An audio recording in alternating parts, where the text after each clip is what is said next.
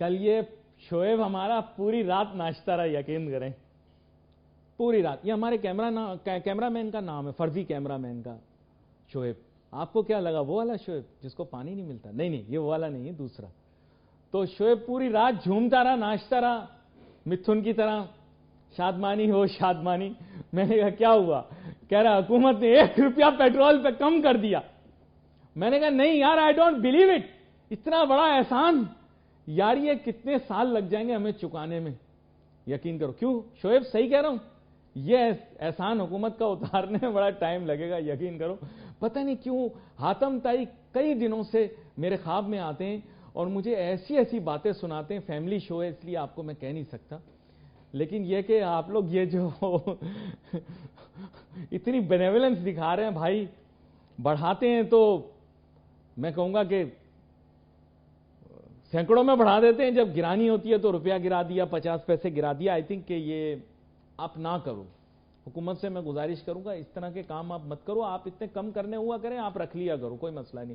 ہماری طرف سے ہم نے چھوڑ دیا, عوام نے جہاں اتنے پیسے دے دیے پیٹرول کے, ہماری طرف سے آپ رکھ لیں, کسی کو ٹافی کھلا دیجیے گا. آج کل بھائی احتیاط کرنی پڑتی ہے, یہ نہیں پتا آج کل بیانیہ کیا چل رہا ہے, تعریف کرنی ہے مخالفت کرنی ہے. تاہم میں آپ کو ایک بات بتا دوں کہ میں نے جناب میاں محمد نواز شریف صاحب کی بہت ساری تقاریر دیکھی اور مجھے اس سے اندازہ ہوا کہ وہ آج کل بہت ناراض ہیں. لیکن یہ کہ اللہ تعالیٰ ان کو صحت دے, آسانی, اور پھر اس کے ساتھ ساتھ یہ ہے کہ میں نے تو کتاب تک لکھی ہوئی ہے نواز شریف صاحب پر, پوری ان کی سوانح عمری پہ کتاب لکھی ہے. تو میں ان کے جذبات, ان کے تاثرات, ان کے چہرے سے میں آپ کو پڑھ کے بتا سکتا ہوں. وہ اس وقت غیر مطمئن ہیں, عوام سے بڑی محبت کرتے ہیں, اور وہ یہ مہنگائی والا جو ایک نظام شروع ہوا ہے یا حکومت جو ایک سسٹم چلا رہی ہے, ان کو یہ سسٹم بالکل پسند نہیں آ رہا, اور ان کو پتہ ہے کہ ان کی سیاسی مقبولیت جو ہے وہ اس سے متاثر ہو رہی ہے. اور آپ کو پتہ ہے حکومت پاکستان میں PMLN کی ہے, اور N stand for Nawaz Sharif صاحب. یہ میں نے آپ کو کلیئر کر دیا, اب جن لوگوں کو نہیں پتا اب چھوڑو. اب let me not get into this controversial thing, لیکن یہ سارا معاملہ آ کر اکنامک پہ ٹھہرے گا. دوسری بات یہ کہ دیکھو, جب برلن کے ارد گرد حصار ہو گیا تھا دوسری جنگ میں جو ہوئی تھی 1945 میں, جب ختم ہونے والی تھی جنگ, تو برلن کا جو ہے نا وہ حصار ہو چکا تھا. ایک طرف سے روس کی فوج آ چکی تھی, ایک طرف سے امریکہ کی فوج آ چکی تھی, لیکن خبریں یہی آ رہی تھیں برلن کے اندر کہ جرمنی جنگ جیت رہی. لا الہ الا اللہ محمد رسول اللہ. اب کلمہ میں نے پڑھ لیا, اب جھوٹ نہیں بول سکتا, محمد صلی اللہ علیہ وآلہ وسلم. ٹھیک ہے جی, اب پروگرام کا باقاعدہ آغاز کرتے ہیں. یہ تو میں نے ایسے ہی تھوڑی چھیڑ چھاڑ کر دی, اسی وجہ سے مارکیٹ کے اندر ابھی تک چلے جا رہا ہوں. اب موضوعات تو میرے پاس بہت سارے ہیں. معیشت کا تو ایک جناب معاملہ کافی لمبا ہے. کل مانیٹری پالیسی بھی آ گئی, تو اس میں بھی ریٹ برقرار رکھا. بہت سارے سوالات ہیں, اور ایک بڑے اہم مہمان آج ہمارے ساتھ شامل گفتگو ہوں گے. بڑے عرصے کے بعد پروگرام پر دوبارہ واپس آئے ہیں جناب ڈاکٹر جیاد شیخ صاحب, جو کہ ایک تجزیہ کار بھی ہیں, معیشت پہ گہری نگاہ رکھتے ہیں, اور ایک فیلڈ ہے سپلائی چین مینجمنٹ, اس کے ورلڈ فیمس ریسرچر اور سائنسداں بھی ہیں. ویلکم کرتا ہوں سر آپ کو. بہت شکریہ علی. جیاد شیخ صاحب, بنیادی مسئلہ یہ ہے کہ چونکہ آپ ان چیزوں پر بڑی گہری نگاہ رکھتے ہیں, اور اب تو چونکہ اس پہ ڈاکٹریٹ بھی کر چکے ہیں آپ, تو آپ کے سامنے نقطہ یہی رکھنا چاہوں گا کہ کاروباری جو ہمارا ماحول ہے, اس کے لیے جب یہ خبر آئی کہ انٹرسٹ ریٹ جو ہے وہ برقرار رکھا جائے گا, یہ کس حد تک کاروباری ماحول کو متاثر کر سکتا ہے, یعنی ہماری اکنامک انوائرمنٹ کو؟ جی بسم اللہ الرحمن الرحیم. السلام علیکم علی, اور آپ کے تمام ناظرین کو بھی. علی, ایک بڑا منفرد اور اچھوتا جو آپ نے ٹاپک جو ہے وہ آج کے لیے لیا ہے, اور ایک طرح سے وہ عوام کی بھی آواز ہے, اور صرف عوام کی نہیں, جتنے سرمایہ دار ہیں اور باقی لوگ بھی, وہ سب یہ ساری جو ہے مانیٹری پالیسی ہو گئی, یا آپ شروع میں فیول پرائسز کا ذکر کر رہے تھے, تو یہ ساری چیزیں جو ہیں, میں احسان کا ذکر کر رہا تھا جو حکومت نے ہم پر کیا ہے, بالکل اس کو, جس کا بوجھ جو ہے اس کی وجہ سے میرے کندھے, ہاں اس پہ بھی میں ضرور بات کروں گا. کچھ چیزیں ایسی ہیں جو عوام کے ذہنوں میں شبہات, خدشات اور سوالات جنم دیتی ہیں. جی جی. اور ساتھ میں یہ ہوتا ہے کہ پھر جو گمراہ کرنے والے لوگ ہیں, جو مخالف بیانیاں بنانے والے لوگ ہیں, ان کو بھی موقع مل جاتا ہے. ہاں, اچھا, جہاں تک آپ نے بات کھل کے مل رہا ہے. جی بالکل موقع ملتا ہے. اور ہم ایک بات کرتے ہیں فیک نیوز کی, تو اب سوشل میڈیا یہ موبائل ہر ایک کے ہاتھ میں ہے. بالکل صحیح بات. اور ادھر بیانیاں بنانا اور لوگوں کا ذہن بنانا بہت ہی آسان کام ہے. تو یہ ساری چیزیں جو ہے بہت آسان ہوتی جا رہی ہیں لوگوں کے لیے. Of course. اور ایک تو یہ ہے کہ مطلب خود آپ کوشش کریں کہ ایسا بیانیہ نہ بننے پائے. ایک سوشل میڈیا کا ٹول موجود ہے اور آپ کے خلاف جو ہے وہ جسے باد مخالف کہتے ہیں وہ چل سکتی ہے. تو ایسے اقدامات کیے جائیں جن سے ان چیزوں کا سدباب کیا جائے. اچھا جی. نہ کہ اچھا جی ایسے کرنا ہے. بالکل. نہ کہ ایسا کیا جائے. لگی تو نہیں بھائی زور سے کہ 1 روپیہ کم کر کے اور پھر آپ کے سامنے کوئی اس کی حکمت عملی کوئی کیلکولیشن بھی کسی کے سامنے موجود نہیں ہو. تو میں اس ٹاپک پہ بھی ضرور تھوڑا سا تبصرہ کروں گا. شعیب یہ بات نوٹ کرو, یہ بات بڑی اہم بتا رہے ہیں. اچھا, جہاں تک آپ بات کر رہے ہیں اس کی مانیٹری پالیسی کی اور اس کا کیا اثر پڑ رہا ہے انڈسٹری پہ, سپلائی چین پہ, اکنامی پہ, تو ٹھیک ہے گورنمنٹ جو اپنے اہداف لے کے چل رہی ہے, چاہے وہ فارن ریزرو کا ہو, چاہے وہ فسکل پالیسی کا ہو, فسکل ڈیفیسٹ کا ہو, چاہے وہ ٹریڈ ڈیفیسٹ کم کرنا ہو, تو ان کے لحاظ سے بڑا اچھا کیا انہوں نے. جون میں $18 بلین کا جو ٹارگٹ ہے اس کو آپ کہہ لیں اچیو کیا, بلکہ اس کو شاید سرپاس کیے. تو ایک جسے آپ کہیں ایک لینس سے یا گورنمنٹ کے لینس سے دیکھیں تو سب کچھ اچھا ہے. جی. اور وہ ہمیشہ ہی اچھا ہوتا ہے چاہے وہ خراب بھی ہو. Of course. بٹ وہ ہم اکنامکس کی بات کرتے ہیں تو میکرو لیول پہ ساری چیزیں بہت اچھی نظر آ رہی ہیں. بٹ یہی اگر آپ مائکرو لیول پہ چلے جائیں, جہاں آپ کے میرے جیسا, آپ کے جیسا ایک اینکر, میرے جیسا ایک جو ہے وہ تعلیم دینے والا آدمی یا ایک چھوٹا موٹا بزنس مین, اس پہ جو ہے بڑے ہی منفی قسم کے اثرات مرتب ہو رہے ہیں ان چیزوں کے. اب یہ 11.5% جو فسکل ریٹ انہوں نے مانیٹری جو پالیسی میں 11.5% کو برقرار رکھنے کا اعلان کیا, ٹھیک ہے چلے بہت اچھا ہے. اچھے پہلو کو اگر میں اس میں دیکھوں تو یہ ہے کہ سرمایہ دار کو, انڈسٹریلسٹ کو یہ پتا ہے کہ آگے 1 مہینے کے لیے کم از کم یا کچھ عرصے کے لیے یہ انٹرسٹ ریٹ مینٹین رہے گا. صحیح کہہ رہے ہیں. یہ مانیٹری پالیسی پریویل کرے گی جی, اور اس حساب سے وہ اپنے فیوچر کے انویسٹمنٹ کے پلان بنا سکتا ہے. جی. مگر اگر میں مختلف انڈسٹریز کی بات کروں کہ پچھلے دنوں میں نے یہ سنا کہ گورنمنٹ جو ہے وہ یہ کوشش کر رہی ہے کہ تھوڑا سا ٹیکسٹائل سیکٹر کو بھی ریوائیو کیا جائے جو کہ تباہی کی طرف جا رہا ہے. جی جی. تھوڑا سا یہ جو آپ کا ریئل اسٹیٹ کا سیکٹر ہے جو بالکل ہی جسے کہتے ہیں ٹھنڈا پڑا تھا, بالکل اس کو جو ہے ابھی ہلکے ہلکے چل رہا ہے, میں نے سنا ہے ہلکے ہلکے. بٹ اس کو کوشش یہ تھی کہ ٹربو چارج کیے جائے, ایک پہیے لگا دیے گئے جو ہے. بٹ یہ ہے کیونکہ جب آپ 11.5% جو ہے وہ مانیٹری پالیسی لے کے چلیں گے تو اس میں جو ہے جو سرمایہ دار ہے وہ انویسٹمنٹ لے کے اس پہ جو مارک اپ دینا ہے, پرنسپل پہ مارک اپ دینا ہے, انٹرسٹ دینا ہے, تو وہ جو ہے اس کو آپ بہت سادہ الفاظ میں بولوں تو بارے میں نہیں آتا. اس کے لیے اس کی فائنینشیل فیزیبلٹی نہیں ملتی اور یہیں سے وہ جو اکنامکس کا پہیہ ہے وہ سائیکل ہے وہ رک جاتا ہے. تو ایک تو چیز یہ ہو گئی. دوسری چیز کیا ہے کہ گروتھ آتی ہے کہ نئے سے نئے مشینری لگائی جائیں, نئی سے نئی ٹیکنالوجی ایکوائر کی جائے. کوئی بھی شعبہ, چاہے وہ آٹوموبائل کا شعبہ ہو, چاہے ٹیکسٹائل کا شعبہ ہو, چاہے زراعت کا شعبہ ہو, کوئی بھی. اس میں کیا ہے آپ کا مسئلہ یہ ہے کہ جب اتنا ہائی آپ کا جو ہے وہ ریٹ ہوگا تو اس پہ کیسے انویسٹمنٹ کریں, وہ سارا وقت جو ہے وہ آپ کیلکولیٹر لے کے فائنینشیل فیزیبلٹی نکالنے میں نکال لیں گے. یہ بڑا اہم نقطہ آپ نے بیان کیا. یہاں پر مجھے ایک چھوٹی سی بریک لینی ہے, بریک کے بعد واپس آتے ہیں اور پھر اس کے ساتھ ساتھ جو پیٹرولیم مصنوعات کی قیمتوں میں اضافہ اور سپلائی چین ریلیٹڈ جو پیٹرولیم مصنوعات کی قیمت کے اوپر اثرات ہوتے ہیں اس کے بارے میں بھی بات کریں گے. Let's take a short break.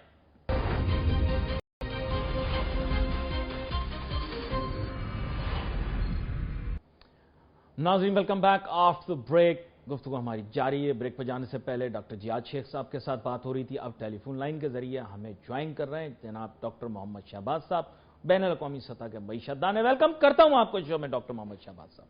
جی علی بھائی بہت شکریہ. ڈاکٹر محمد شہباز صاحب, مانیٹری پالیسی آئی, ریٹ برقرار رکھا گیا, توقعات کیا تھی مجھے کچھ پتہ نہیں, لیکن I am not really sure whether اب وہ کہتے ہیں کہ دوا نے اثر کرنا چھوڑ دیا. اب مانیٹری پالیسی کے اندر ریٹ اوپر جائے یا نیچے جائے, unfortunately things don't seem to be going in the right direction. لیکن ڈاکٹر جیاد شیخ صاحب بھی ہمیں بریک سے پہلے بتا رہے تھے کہ بزنس کمیونٹی جو ہے اس کو بہت زیادہ امپیکٹ کرتی ہیں یہ چیزیں, عام آدمی کو بھی امپیکٹ کرتی ہیں. آپ کی رائے کیا ہے؟ جی جی بالکل، دیکھیے جو ہم دعوے کر رہے ہیں کہ پاکستان جو ہے اس کو ہم بزنس فرینڈلی کنٹری بنا رہے ہیں، تو وہ بزنس فرینڈلی تبھی بنے گا جب تاجر آپ کا جو ہے اس کو کہیں سے ریلیف ملے. تو مانیٹری پالیسی کا جو انٹرسٹ ریٹ ہم کم کرتے ہیں اس میں ہم یہ کہتے ہیں کاسٹ آف انویسٹمنٹ جو ہے اگر وہ کم ہوتی ہے تو پھر انویسٹر جو ہے وہ انٹرسٹ لیتا ہے انویسٹمنٹ کرنے میں. اب ہمارے ہاں دو سینیریو جو ہیں وہ چل رہے ہیں. اگر آپ مانیٹری پالیسی اناؤنس کرتے ہیں کہ جو انٹرسٹ ریٹ ہے اس کو ہم برقرار رکھیں گے، 11.5% ہے میرے خیال میں. دوسری طرف آپ دیکھیں کہ بہت بڑا فیکٹر جو ہے وہ آپ کا ڈیلی بیسس کو وہ جو تیل کی پرائسز کا ریویو کرتے ہیں یا تیل کی قیمتیں بڑھاتے ہیں، تو کمی کی بات تو ہو ہی نہیں رہی. کمی جب ہوتی ہے تو پھر 35 پیسے 25 پیسہ یا 10 پیسے کی بات ہوتی ہے. لیکن جب قیمتیں آپ بڑھا رہے ہیں، پچھلے ایک ہفتے سے دیکھیں تقریباً 35 سے 40 روپے جو قیمت تیل کی بڑھ گئی ہے. اب جب اس طرح کا سینیریو ہوگا تو ایک تو بزنس فرینڈلی جو انوائرمنٹ آپ کہتے ہیں کریٹ کریں گے وہ بالکل آپ کا ختم ہو گیا. پھر دوسری بات یہ ہے کاسٹ آف جو انویسٹمنٹ کی بات ہو رہی ہے وہ چاہے تاجر ہو، وہ چاہے آپ کا انڈسٹریسٹ ہو، تو کاسٹ ایفیشنسی آپ سمجھتے ہیں کہ اگر آپ انٹرسٹ ریٹ اسی طرح برقرار رکھیں گے تو کاسٹ ایفیشنسی جو ہے اس کے اوپر کام ہوگا، یا کاسٹ ایفیشنسی جو ہے وہ اپنی امپروومنٹ جو ہے وہ دکھائے گی. تو وہ بالکل ایسا نہیں ہے. پھر یہ جب انوائرمنٹ آپ کا ہوگا تو پھر میرے خیال میں ہر تاجر انویسٹمنٹ انڈسٹریز وہ یہ سوچے گا کہ آج میں جو بجٹ بنا رہا ہوں کہ میں کوئی پروجیکٹ شروع کرنا ہے تو کیا صبح تیل کی پرائسز جو ہیں وہ یہی رہیں گی، اگر بدلتی ہیں یا بڑھتی ہیں تو میرا بجٹ جو ہے وہ بڑھ جائے گا. اوور آل بات کرنے کا مقصد یہ کہ اس طرح کا جو انوائرمنٹ ہے اس میں کوئی بھی پروجیکٹ بنائیں گے آپ اس کی جو کاسٹ آپ ایسٹیمیٹ کریں گے وہ بھی آپ کی توقع جو ہے اس کے مطابق نہیں رہے گی، بڑھ بھی سکتی ہے یا کم بھی ہو سکتی ہے، تو مشکلات تو ہوں گی. تو یہ اس صورتحال کے اندر اب انٹرسٹ ریٹ جو جیسے پہلے بھی ہماری بات ہوتی ہے کہ انٹرسٹ ریٹ بڑھتا ہے یا تیل کی قیمتیں بڑھتی ہیں تو عام آدمی تک اس کا افیکٹ جو ملٹیپل وے سے ہوتا ہے اس کو افیکٹ کرتا ہے. تیل کی چیزوں کی قیمتیں بڑھ جاتی ہیں. پاکستان کے اندر انفارچونیٹ میکینزم ایسا ہے نہیں ہے کہ انٹرسٹ ریٹ بڑھتا ہے تو اس سے انفلیشن آپ کا بڑھ جاتا ہے، تیل کی قیمتیں بڑھتی ہیں انفلیشن بڑھتا ہے. لیکن جب انٹرسٹ ریٹ کم ہوتا ہے یا تیل کی قیمتیں کم ہوتی ہیں تو پھر عام آدمی کو ریلیف نہیں مل پاتا. تو اس ساری صورتحال کے اندر میں سمجھتا ہوں کہ ہمیں آئی ایم ایف کے انفلوئنس سے باہر نکلنا چاہیے اور اپنی اکانومی کی جو گراؤنڈ ریالٹی ہے اس کے مطابق ہمیں فیصلے کرنے چاہیے. یہ بڑا اہم نقطہ آپ نے چھیڑا. ابھی ڈاکٹر جیاد شیخ صاحب ایک نقطے پر بات کر رہے تھے، جب صاحب آپ کی جانب واپس آتا ہوں. جیاد شیخ صاحب آپ نے ایک بڑے اہم نقطے کو چھوا کہ آج کل ایک نریٹو لوگ بنا لیتے ہیں، اکانومی کے بارے میں بھی ایک نریٹو تیار ہو گیا. دیکھیں اب ایک نریٹو وہ ہے جو گورنمنٹ کا نریٹو ہے، and to be very frank اس کو ہم مین سٹریم میڈیا میں اسے پروموٹ کرتے ہیں. ٹھیک ہے، I will be very frank with you, بڑا اسٹریٹ فارورڈ بات ہے کہ چلو ملک میں اسٹیبلٹی ہے ایٹسٹرا. پر یہ نریٹو جو ہے یہ پاپولر نریٹو نہیں ہے. میں آپ کو بڑی کلیئر بات کر رہا ہوں. ٹھیک ہے، گورنمنٹ کو بھی اس چیز کی ریئلائزیشن ہونی چاہیے کیونکہ ماضی میں حکومتیں اس کی وجہ سے بہت سفر کرتی رہی ہیں. تو خیر نہیں ہوئے، لیکن باز تو انسان نہیں آتا نا. تو جیسے باز نہیں آتی تو گورنمنٹ بھی باز نہیں آتی، پھر گورنمنٹ بھی وہ بیانیاں تیار کرتی ہے جو اپنی آنکھوں کو اچھا لگتا ہے. اب پرابلم یہ ہے کہ لیکن آپ نے کہا کہ کاؤنٹر نیریٹو تیار کرنے والے کو تو کچھ چاہیے ہی نہیں، اس کے پاس تو بس فون ہو وہ اٹھائے اور اپنا کاؤنٹر نیریٹو تیار کر لے. اسی لیے ہمیشہ میں گورنمنٹ کو بھی کہتا ہوں کہ میڈیا کے اوپر آپ کھلی اجازت دیں کہ اکانومی کے اوپر ایک اوپن بحث ہو. خرابیوں کو بھی آپ ظاہر کریں، اچھائیوں کو بھی آپ ظاہر کریں. اچھائیوں کے اوپر کوئی ڈسکشن نہیں کرے گا اور اس چیز کا برا نہ مانیں کہ پورا دن لوگ آپ کی آنکھوں، آپ کے بالوں، آپ کے گورے رنگ کی تعریفیں کرتا رہے. ایسا نہیں ہوگا. یہ دنیا کا رجحان ہے کہ لوگ نیگیٹیوٹی کی طرف زیادہ اٹریکٹ ہوتے ہیں. تو گورنمنٹس کو اس سے گھبرانے کی کوئی ضرورت نہیں. امریکہ کے ٹی وی کے اوپر روز ڈونلڈ ٹرمپ کی پورا دن برائیاں آتی رہتی ہیں. ڈونلڈ ٹرمپ کہتے ہیں میرے جوتی کی نوک پہ کچھ زبان سے نکل نہیں جائے. آج کل آپ کو پتہ ہے. اچھا بالکل ایسی ہے علی جی دیکھیں بہت ہی سادہ الفاظ میں بات کروں گا کہ کچھ چیزیں نا بنیادی جیسے کہتے ہیں سٹیپس ہیں جو لے لیے جائیں تو بڑا آسان ہو. سب سے اچھا بہت اچھے دماغ بیٹھے ہوئے ہیں گورنمنٹ میں، اچھے لوگ ہیں بہت، اور بہت قابل لوگ بیٹھے ہوئے ہیں. تو مجھے کبھی کبھار حیرت ہوتی ہے کہ ان چیزوں کی ریئلائزیشن کیوں نہیں ہے. دیکھیں ایک ہمیں یہ سمجھنے کی ضرورت ہے کہ ہمارے یہاں رورل اربن سیگمنٹیشن کیا ہے.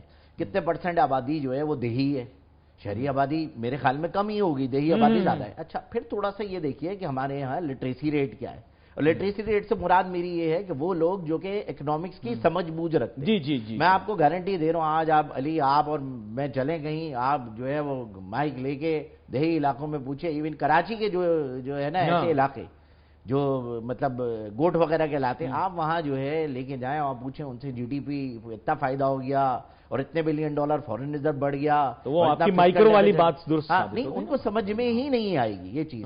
اچھا آپ بولیں کہ بھائی اسٹینڈرڈ اینڈ پور نے پاکستان کی ریٹنگ امپروو کر دی، ٹھیک ہے، کریڈٹ ریٹنگ ایجنسی نے. اب وہ شاید وہ پڑھا لکھا کوئی پی ایچ ڈی ڈاکٹر صاحب جیسا، آپ کے جیسا آدمی، میرے جیسا آدمی، جنہوں نے یہ ساری چیزیں اتنی ڈیپتھ میں پڑھ لی، وہ کانسیپٹ سمجھ لی، مگر ایک عام آدمی کو یہ چیز سمجھ میں نہیں آتی. اچھا دوسری طرف جو پیٹرول کی پرائس پہ جو ڈرامہ یا خوشخبریاں چل رہی ہوتی، آپ کو میں بتا رہا ہوں، وہ یہ جو 35 پیسے یا 1 روپیہ کم ہونے سے عوام میں خوشی کے بجائے ایک دم وہ جیسے آپ کہتے ہیں بے تحاشا خوشی، دل کا دورہ پڑ جانے والی خوشی ہو جاتی ہے.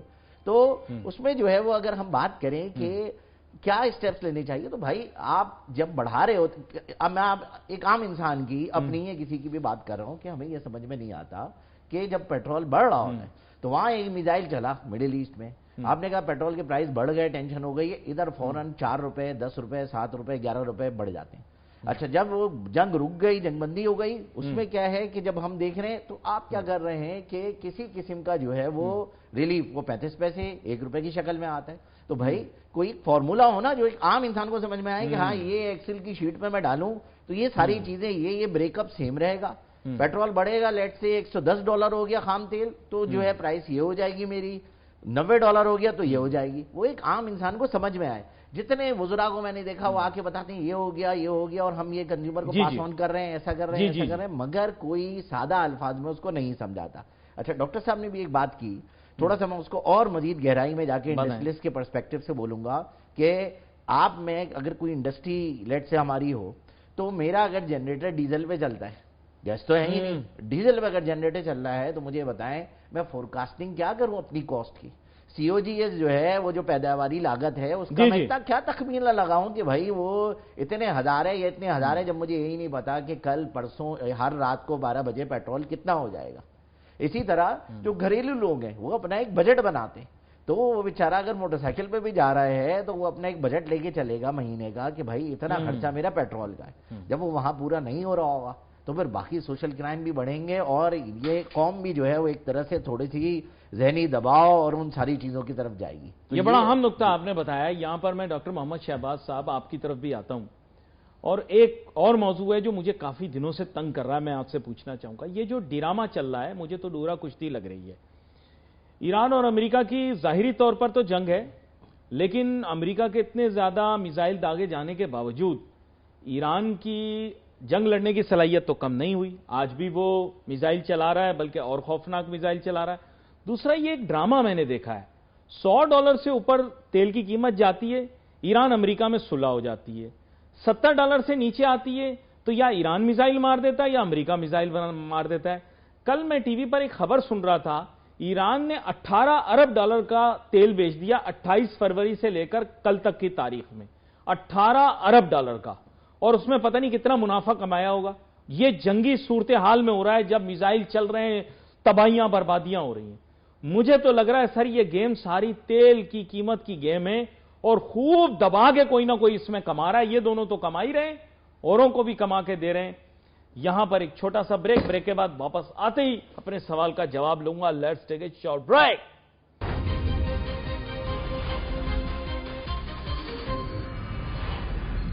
ناظرین welcome back after break. Doctor Muhammad Shahbaz sahab, اب آپ سے اس سوال کا جواب لوں گا کہ آخر کیا وجہ ہے کہ $60 سے اوپر جاتے ہی صلح ہو جاتی ہے، دونوں نرم پڑ جاتے ہیں، جنگ نہیں ہونی چاہیے یہ، اور جو ہی $70 تک آتی ہے تو دونوں ایک دوسرے کے خون کے پیاسے ہو جاتے ہیں.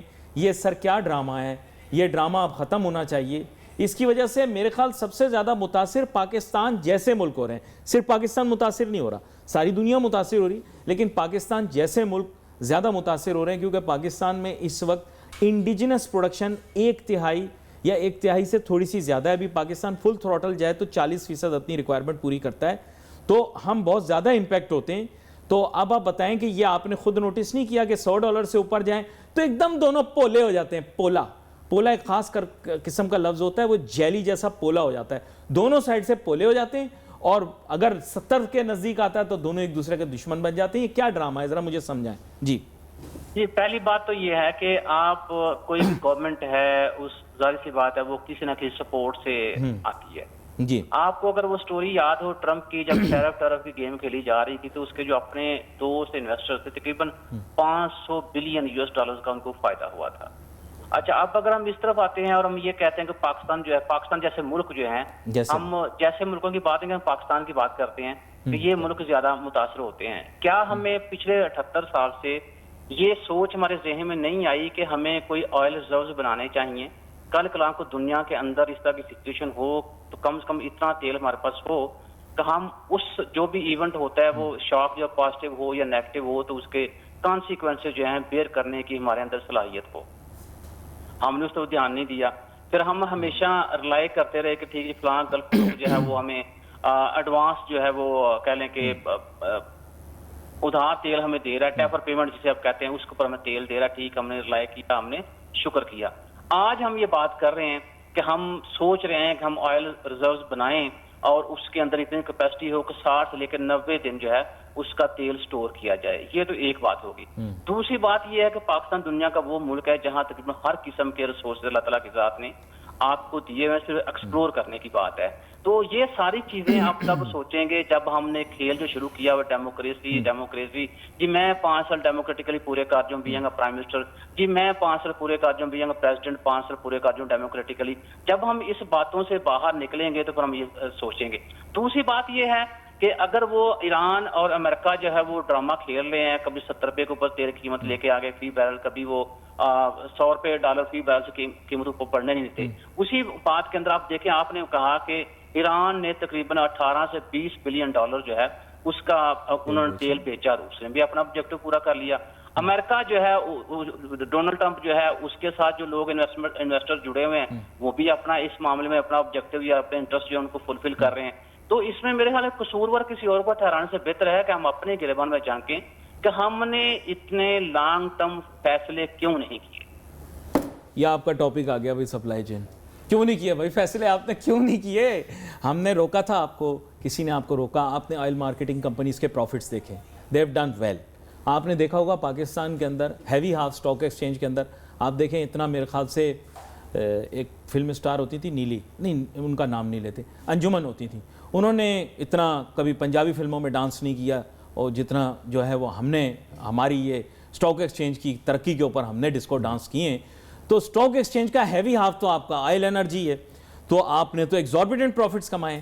تو profits need to be reinvested into infrastructure. تو آپ نے کیوں نہیں بلڈ کیا؟ یہ تو کوشچن سمپل ہے، کیوں نہیں بلڈ کیا؟ علی یہی تو ہم بات کر رہے ہیں، ماشاءاللہ قابل دماغ بیٹھے ہوئے ہیں. تو وہ اسٹریٹجک تھنکنگ کب آئے گی؟ اب وہ طویل مدتی منصوبہ بندی کہ ہم کبھی کہتے تھے 2010 کا پاکستان، 90 میں ہم بات کر رہے تھے 2010 سے پاکستان کا ماڈل، اور 2050 نہیں انہوں نے بھی ورڈ اس کے ساتھ اور اسٹریٹجک کمرشل ریزرو بھی تو بنانا ہے نا. تو اسٹریٹجک کمرشل ریزرو کہاں ہے ہمارا؟ چھوڑ دیں اس کو، چھوڑ دیں، کمرشل ریزرو کہاں ہے؟ میں تو اسی بنیادی بات پہ آؤں گا کہ جدھر جو ہے وہ آپ کے پاس یہ فور کاسٹنگ کرنے کی صلاحیت موجود نہیں ہے کہ ہمیں کتنا آئل چاہیے، کیا انڈسٹری پہ فرق پڑے گا، ہمارے فیصلوں کا کیا فرق پڑے گا، عام آدمی پہ کیا فرق پڑے گا، وہاں ہم اسٹریٹجک تھنکنگ اور اسٹریٹجک کمرشل ریزروز کی بات کرتے ہوئے میرے خیال میں ہمیں خود سمجھ جانا چاہیے. ہائیڈرو کاربن ڈیولپمنٹ پھر ہے کیا؟ آپ مجھے بتائیں کیا ہے پھر، اگر آپ انڈیجنس ریسورسز کو ڈیولپ نہیں کر رہے ہیں. بالکل دیکھیں I will be very frank with you, you can not transform nature, ٹھیک ہے؟ تو آئل ریزروز جو آپ کے ایگزسٹنگ ہے، چاہے وہ زمین کی سطح سے نیچے ہوں، آپ ان کو بڑھا نہیں سکتے اپنی صلاحیت یا قوت سے. آپ ان کو ایکسپلائٹ کر سکتے ہیں لیکن ان کو سٹور کر سکتے ہیں، ان کو پریزرو کر. آپ لوگوں کی تو شاید سائنس ہی اس کے اوپر رلائی کرتی ہے. علی آپ وہ سپلائی چین اور اس کی مجھے آپ بات بتائیں، آپ نے دیکھیں ریئلٹی ہے 15-20 سال سے تو کم از کم ہم یہ ساری چیزیں ایسی عمر میں ہے نا کہ ہم سمجھ سکتے. کبھی آپ کو یہ پتہ چلا کہ کسی بھی گورنمنٹ نے کوئی یا کسی وزیر نے آگے پریس کانفرنس یہ ہو کہ یہ آئل ریزرو ملے ہیں، یہ ملے ہیں اور اس سے ہمارا درآمدی انحصار یعنی جو امپورٹ ریلائنس ہے وہ اتنا کم ہو گیا ہے، اتنا آئل ہمارے پاس پہلے تھا اب اتنا ہو گیا اور اتنا جو ہے وہ ہم درآمد کرنا ہم نے بند کر دیا. نہیں ایکسکیوز می، یہ آپ نے پنڈورا باکس کھول دیا. آپ نے یہاں بیٹھے بیٹھے ایک پنڈورا باکس کھول دیا. آپ نے کہا روزانہ خوشخبریاں آتی ہیں فلانی جگہ تیل کا کنواں مل گیا، لیکن پرابلم یہ ہے کہ اس سے امپورٹ سبسٹیوشن کتنی ہوئی ہے. یہ تو ایک بڑا کی ایشو ہے. اگر آپ کو فلانی جگہ کے اوپر تیل کے کنویں مل رہے ہیں اور روزانہ خوشخبریوں میں بتائی جاتی ہے فلانا سیکٹر میں فلانی جگہ کے اوپر تیل کا فلانا بلاک مل گیا ایٹسیٹرا ایٹسیٹرا، اور اس کے اوپر ہم بڑا سیلیبریٹ کرتے ہیں. تو اس سے آپ کے کہنے کا مقصد یہ ہے کہ in actuality numerically evidence based کوئی امپورٹ سبسٹیوشن نہیں ہوئی نا؟ نہیں، کوئی ڈیٹا نہیں ہوئی، کچھ بھی نہیں. اور کیا عام آدمی کو پتا آپ کی میرے جیسے کہ اس کی وجہ سے کتنا درآمدی انحصار کم ہوا اور میری آپ کی لائف پہ، ایک عام انسان کی لائف پہ یا پاکستان کی اکانومی پہ کیا فرق پڑا؟ کیونکہ آپ کو پتا ہوگا اس طرح کے ڈرامے ہمارے ہاں کامن ہیں. یہ نیریٹو بھی ہے، ہب ڈیم بھر گیا، بارشیں ہوئیں، 4 سال کے لیے پانی کی ضرورت نہیں پڑے گی. کراچی میں پانی نہیں آ رہا. It's a basic thing. اسی طرح تیل کے کنویں روزانہ مل گئے، لیکن اگر آپ کی امپورٹ ریلائنس ختم نہیں ہوئی تو کیا فائدہ؟ آپ کو گیس کے کنویں بھی بہت ملے ہیں. بالکل بالکل ایسے ہی. ایک آپ کے پاس گیس کا کنواں تھا، اس کا نام تھا کیکڑا. جی. تو وہ یہاں سے کھودنا شروع کیا، یقین کرو دوسری سائڈ جاپان نکلا، گیس نہیں نکلی. بالکل. کیکڑا ایک گیس فیلڈ تھی. علی بھائی کیکڑا پہ دو، کیکڑا 1 کیکڑا 2 دو تھے. پچھلی حکومت تھی. ہاں بالکل ایسی ہی تھا. اور اس وقت یہ شادیانے بجائے گئے کہ وہ وقت آئے گا کہ باہر سے لوگ جاب لینے آئیں گے، اپنے باہر کے بیرونی ممالک کے پاسپورٹ باہر کے واپس آ جائیں گے. اتنی نوکریاں. ارے سر جس نے کہا تھا وہ تک مکر گیا اپنی بات سے. یہ ہے کہ وہ تو آج کل موجودہ حکومت کے ساتھ بیٹھا ہوا ہے جس نے بولا تھا یہ نوکریاں ہو جائیں گی. ارے میں نے دیکھا ہے ہمارے ملک کے اندر لوگ کیسے رنگ بدلتے ہیں، بدلتا ہے رنگ آسماں کیسے کیسے. نہیں یہ آپ نے بڑا اہم نہیں دیکھیں. ڈاکٹر محمد شہباز صاحب یہ جو ہائی لائٹ کر دی نا ابھی ڈاکٹر جیاد شیخ صاحب نے بات، ابھی یہ بڑی ٹیکنیکل بات ہے. انہوں نے کہا کہ روزانہ ہمیں خوشخبری سننے کو ملتی ہے اخبار میں کہ فلانی جگہ تیل کا کنواں مل گیا، فلانی جگہ تیل کا ذخیرہ مل گیا، فلانی جگہ گیس کا ذخیرہ مل گیا، لیکن اس سے امپورٹ سبسٹیوشن تو ہوئی نہیں. Today we are importing perhaps more or equivalent amount. So what's the use of all of this? یہ میرا سوال ہے. دیکھیے علی بھائی کہ جب آپ irrelevant لوگوں کو irrelevant positions کو بٹھائیں گے اور ان سے آپ توقع کریں کہ یہ کام کریں یا ہمیں کو آؤٹ پٹ نکال کے دیں، وہ بالکل بے وقوفی ہے. آپ تو تیل کو ایکسپلور کرنے کی بات کر رہے ہیں. ہم ایک زرعی ملک ہیں اور میرے خیال میں ہمارے لیے بڑی شرم کی بات ہے کہ ہم گندم جو ملک کی ضروریات ہے اس کے مطابق وہ پیدا نہیں کر پا رہے. آپ دیکھیں ملک کے اندر کوئی واٹر پالیسی ہے. ابھی کراچی کی بات کر رہے تھے جہاں ایک واٹر پالیسی بڑی اشد ہے کہ آپ کی جو وزارت ہے انوائرمنٹ کی، انہوں نے کتنا انوائرمنٹ کے اوپر کام کیا. یہ کلائمیٹک چینجز کی وجہ سے جو فلڈز آ رہے ہیں، جو گرمی اتنی زیادہ اس دفعہ ہوئی ہے، کیا ہم نے کچھ سوچا؟ بدقسمتی سے ہم ایک وہ ملک ہیں، آدھا ملک قحط سالی سے مر رہا ہے، آدھا ملک فلڈنگ سے مر رہا ہے. ٹھیک ہے. اس کے علاوہ باقی جتنی آپ کی وزارتیں ہیں ان سے کوئی کسی قسم کی انڈسٹریل پالیسی دیکھ لیں کوئی ہے آپ کی. آپ یہ دیکھیں کہ کوئی ایگریکلچر پالیسی ہے آپ کی. آپ یہ دیکھیں کوئی ریئل اسٹیٹ کی پالیسی ہے آپ کی. تو یہ ساری چیزیں جو ہیں اگر 78 سال بعد بھی ہماری آنکھیں نہیں کھلیں تو میرا سوال یہ کہ آنکھیں کب کھلنی ہیں؟ تو اس کے لیے ضروری یہ ہے کہ جو ایکسپرٹس ہیں ان کو ان کا جو ریلیونٹ فیلڈ ہے وہ دیا جائے، نہ کہ وزارتیں بانٹی جائیں اور وزارتوں کے سودے کیے جائیں. ابھی تک وزارتیں بانٹ رہے ہیں ہم اپنے من پسند لوگوں کو. وزارتیں جو ہیں وہ کچھ لوگ جہاں خرید لیتے ہیں، کچھ کو ویسے ہم دے دیتے ہیں کہ ٹھیک ہے ہم تو بیٹھے ہوئے ہیں تو بتائیے جو بھی آپ کو من چاہیے وزارت ہے ہم آپ کو دے دیں گے. تو جب یہ ساری ڈسٹریبیوشن ہوگی تو عوام کا انٹرسٹ جو ہے وہ تو بالکل پیچھے رہ گیا. کیونکہ پہلی بات یہ ہے کہ جب بھی فلاح و بہبود کی بات ہوتی ہے، عوام کی ویلفیئر کی بات ہوتی ہے تو آپ کا جو ذاتی مفاد ہے اس کو پس پش ڈالنا پڑتا ہے، ملکی مفاد کو ترجیح دینی پڑتی ہے. ہمارے ہاں کیا ہو رہا ہے کہ ملکی مفاد کی میرے خیال کسی بندے کو پتہ نہیں، جو ذاتی مفاد ہیں وہ اس کو آگے لے کے جایا جا رہا ہے. اور جیسے زیادہ صاحب کہتے ہیں کہ اکنامکس جو ہے وہ پڑھنی چاہیے. دیکھیں اکنامکس پڑھنا اور سمجھنا پھر امپلیمنٹ کرنا دو مختلف چیزیں ہیں. ہاں بڑے اچھے اچھے دماغ ہیں، لیکن میرا وہی جو دعویٰ ہے پہلے، میرا نہیں خیال کہ اچھے دماغوں کو اکنامکس کی سمجھ آ رہی ہے. تو اکنامکس کی سمجھ آ رہی ہوتی تو یہ فیصلے اس طرح کے غیر ضروری نہ ہوتے اور یہ فیصلے جو ہیں جو عام آدمی ہے اس کی زندگی کو اس طرح سے اثر نہ کرتے. مجھے یہ بتائیے کہ ہم ایک چائے پتی والی، چائے پینے والی اور پان کھانے والی قوم ہے، تو ہمیں ایک بندہ وہ چاہیے جو گراؤنڈ ریالٹی پر بیٹھ کے، گراؤنڈ ریالٹی کو مد رکھ کے جو مسائل ہیں ان کا حل پیش کرے، نہ کہ جو ہے فائنانس منسٹر جو امپورٹ کرتی ہے 4-5 سال بعد.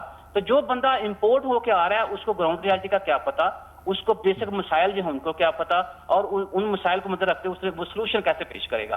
ہاں آ جا کے بات آپ کی ختم ہوتی ہے، قرضے لیتے جاؤ، جو نیکسٹ جنریشن ہے اس کو مقروض کرتے جاؤ، کیونکہ قرضے لینا آسان ہے پر ان قرضوں کو انجوائے کرو.